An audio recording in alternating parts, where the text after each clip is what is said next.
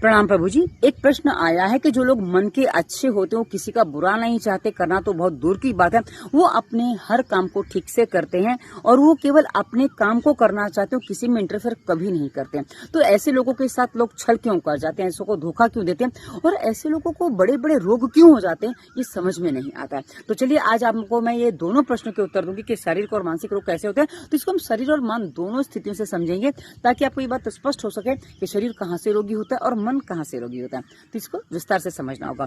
पहली बात हम मन की करते हैं, क्योंकि क्या है ना, मन के आधार पर ही हमारे शरीर की रचना होती है।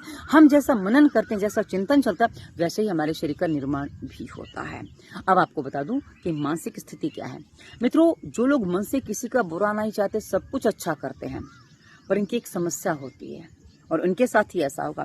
समस्या जानते हो क्या होती है कि वो बुराई का सामना भी नहीं करते और वो बुरे लोगों की कुछ बातों को साइड पे करके आगे बढ़ जाते हैं, यानी कि बुराई का विरोध नहीं करते।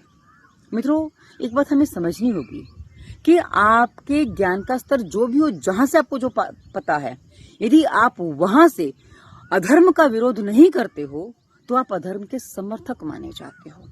इस बात को ऐसे समझेंगे, एक महाभारत के जो उदाहरण उससे समझेंगे कि भाई कुरुसभा में जहां द्रौपदी का चीरहरण हुआ था, उस भरी कुरुसभा में कौन योद्धा ऐसा था, कौन व्यक्ति ऐसा था जो ज्ञानी नहीं था और जो वीर नहीं था। हम दुर्योधन की बात करें, जिसने अत्याचार किए, वो अपने आप में ज्ञानी था, उसको पता था कि क्या करना चाहिए, पर उसने फिर भी वो भूल की, अपराध किया। भूल नहीं, अपराध था वो। वहीं भीष्म पितामह को पता था, द्रोणाचार्य, कृपाचार्य, मतलब जितने भी वहां सभा में बैठे थे सबको पता था, इवन धृतराष्ट्र को पता था कि क्या हो रहा है। लेकिन उन्होंने अपने आप को जस्टिफाई कैसे किया, भाई मेरे साथ ऐसा हुआ है, दुर्योधन ने कहा मैं जुए में जीता हूं इसलिए वो मेरा अधिकार बन जाता है, जबकि ऐसा अधिकार नहीं होता है। ये दुर्योधन को भी पता था, पर वो इस बात को मानने को तैयार नहीं था, उसने इस प्रकार से अत्याचार किया। वहीं पांडव भी थे, तो जिनके सामने द्रौपदी के साथ जो घटना घटी, वो घटना इस प्रकार की घटी कि कोई एक व्यक्ति जो कह रहा था कि मैं अपने धर्म का पालन कर रहा हूं, वो अपने कुछ नियमों का पालन कर रहा है, लेकिन किसी एक व्यक्ति ने उस सभा में खड़े होकर उसका प्रतिकार कर दिया होता, वो घटना घटित नहीं होने दी होती, तो महाभारत का युद्ध नहीं होता। और जो महाभारत का युद्ध हुआ, उसे मुझे बताने की आवश्यकता नहीं है कि कितने कितने बड़े बड़े महारथी उसमें मारे गए, क्योंकि जब श्री कृष्ण से प्रश्न किया था शकुनी ने कि तुम्हारी सेना कम है, तुम्हारे यहाँ योद्धा भी कम है, तुम युद्ध कैसे जीतोगे, तो श्री कृष्ण ने एक ही उत्तर दिया था कि जीतना तो धर्म को ही है, येन केन प्रकार ने जैसे भी होगा जीतेगा धर्म। और जो अधर्म का साथ देने वाले बड़े बड़े योद्धा, बड़े बड़े ज्ञानी है ना, वो भी मारे जाएंगे और सारे के सारे छल से मारे जाएंगे। वो छल ऐसा होगा कि जो तुम्हें लगेगा ये छल है, पर उसको तुम छल कह नहीं पाओगे, कि उससे पहले ये गुप्त था कि उतने छल तुम कर लोगे, तुम उसका प्रतिवाद नहीं कर पाओगे। तो इस रूप में श्री कृष्ण ने पहले ही शकुनी को बता दिया था कि भाई क्या होना है, पर उसको लगा ऐसे कैसे पॉसिबल हो जाएगा, इतने बड़े बड़े योद्धा हैं और पांडव जिनको अपना बड़ा मानते हैं, जिनका सम्मान करते हैं, उनका वध कैसे कर सकते हैं। पर श्री कृष्ण ने भगवत गीता सुनाई और सारे काम करवाए, वरना अर्जुन मारने को तैयार नहीं था और सारे योद्धा अर्जुन से मरवाए। जितने भी अर्जुन के प्रिय थे ना, वो सारे के सारे अर्जुन ने मारे हैं। जानते क्यों मारे? उसका एक ही कारण था कि अर्जुन ने उस समय आवाज उठाई होती, क्योंकि सबसे पहला उत्तरदायित्व तो अर्जुन का था, क्योंकि अर्जुन ने ही स्वयंवर जीता था और द्रौपदी से विवाह हुआ था, बाकी तो उसके बाद आते हैं, इसलिए अर्जुन से सारे योद्धा मरवाए। और इसमें हम कर्ण को भी ले सकते हैं, क्योंकि महाभारत से कर्ण भी जुड़े हैं। कर्ण की बात इतनी सी थी, कर्ण के पास सब कुछ था, लेकिन इतना ज्ञान होने के बाद, सब कुछ होने के बाद भी जब रथ का पहिया धसा हुआ था, तब कर्ण मारे गए।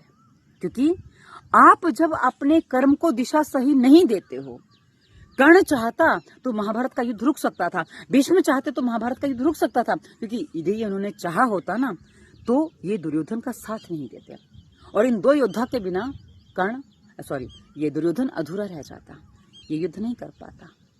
पर इन्होंने ये काम नहीं किया और युद्ध हुआ और परिणाम सबको भोगना पड़ा। उसमें वो सारे भोगी बने जो कहीं ना कहीं इस रूप में दोषी थे। जिसने कहीं थोड़ा सा प्रमाद किया, कहीं थोड़ा आलस किया, वो सारे के सारे मारे गए।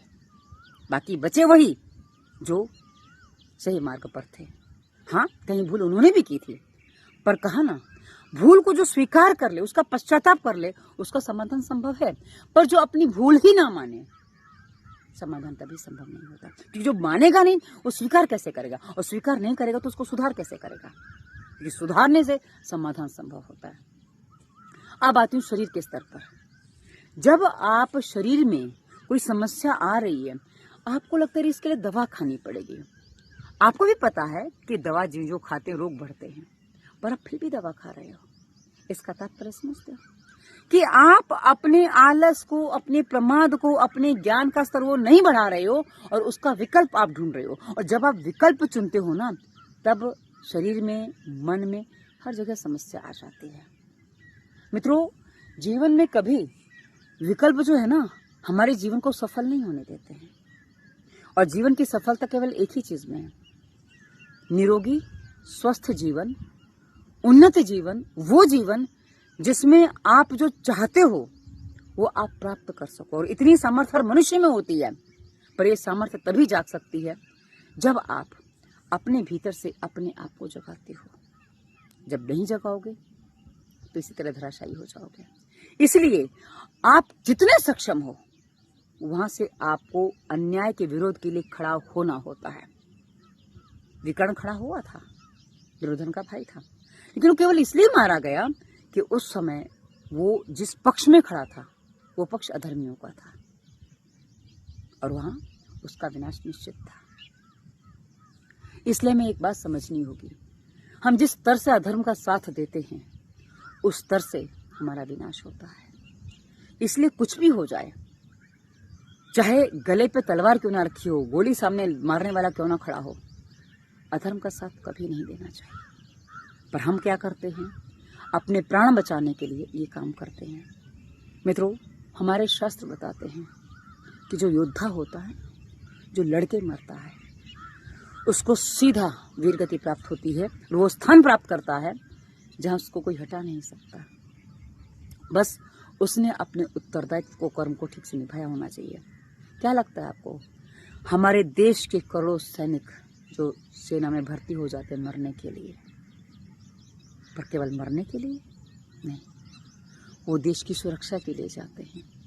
और देश की सुरक्षा उस स्तर से करते हैं कि जहां सामने शत्रु कितना भी प्रबल हो, पर वो पैर पीछे नहीं हटाते, और वही वीर गति को प्राप्त होते हैं।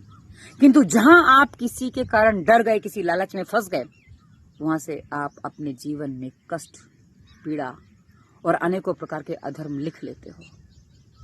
पर ना बताइए ना, कर्ण का कितना दोष था, पर एक छोटा दोष था। भीष्म पितामह का कितना दोष था, क्या छोटा दोष था? सारे मारे गए। इसलिए हमें समझना होगा कि जीवन किस प्रकार से चलता है। यदि हम समष्टि के प्रति अपने उत्तरदायित्व को नहीं निभाते, यदि किसी के साथ अत्याचार हो रहा है, हम वहां कुछ नहीं कहते हैं, जबकि हमारी सामर्थ्य है बोलने की, तो समझ लीजिए हमने अपने जीवन में विनाश वहीं से लिखना आरंभ कर दिया है। और जितनी शीघ्र हमें ये बात समझ में आ जाए, उतना हमारे जीवन के लिए अच्छा है, क्योंकि उतना हम अपने भले छोटा जीवन जिएंगे, पर अच्छा जीवन जिएंगे। वो जीवन जिएंगे जिसमें हमें अपने ऊपर बोझ नहीं लगेगा। और जब बोझ नहीं होगा ना, तो शरीर और मन अपने आप शांत हो जाते हैं। और जहां शरीर और मन शांत है, वहां बताइए ना रोग कहाँ है? रोग तो सारे हमारे मन की अशांति के ही तो हैं। मन शांत हो जाइएगा, रोग समाप्त हो जाएंगे, क्योंकि हमारे लिए शांत होना बहुत कठिन काम है। इसलिए ये बात मैंने आपको बताई। तो आशा आपको समझ में आया होगा कि अच्छे लोगों के साथ बुरा क्यों होता है, किस कंडीशन में होता है। आपका उत्तरदायित्व बनता है कि आपके सामने कुछ हो रहा है तो आप उस पर प्रतिक्रिया करें। यदि आप चुपचाप वहां से साइड से निकल लेते हैं तो समझ लीजिए गड़बड़ हो चुकी है।